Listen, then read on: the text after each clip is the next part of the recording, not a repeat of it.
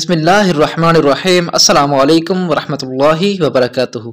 رات کو آنکھ کھل جائے تو کیا کریں؟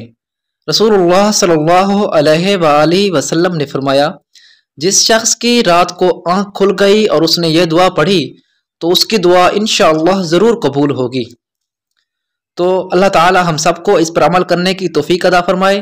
ویڈیو میں آگے بڑھنے سے پہلے آپ تمام دوستوں سے ایک چھوٹی سی ریکویسٹ ہے کہ اگر آپ لوگ ہمارے چینل پر نئے ہیں تو ہمارے چینل کو سبسکرائب کریں اور اس ویڈیو کو لائک کریں، اور ثواب کی نیت سے اس ویڈیو کو زیادہ سے زیادہ شیئر کریں تاکہ یہ ویڈیو تمام مسلمانوں تک بآسانی پہنچ جائے۔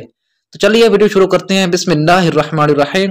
رسول اللہ صلی اللہ علیہ وآلہ وسلم نے فرمایا، جس شخص کی رات کو آنکھ کھل گئی اور اس نے یہ دعا پڑھی، لا الہ الا اللہ وحدہ لا شریک لہ لہ الملک ولہ الحمد وہو علی کل شیء قدیر، الحمد للہ وسبحان اللہ ولا الہ الا اللہ واللہ اکبر ولا حول ولا قوة الا باللہ، لا الہ الا اللہ وحدہ لا شریک لہ لہ الملک ولہ الحمد وہو علی کل شیء قدیر، الحمد للہ وسبحان اللہ ولا الہ الا اللہ واللہ اکبر ولا حول ولا قوة الا باللہ۔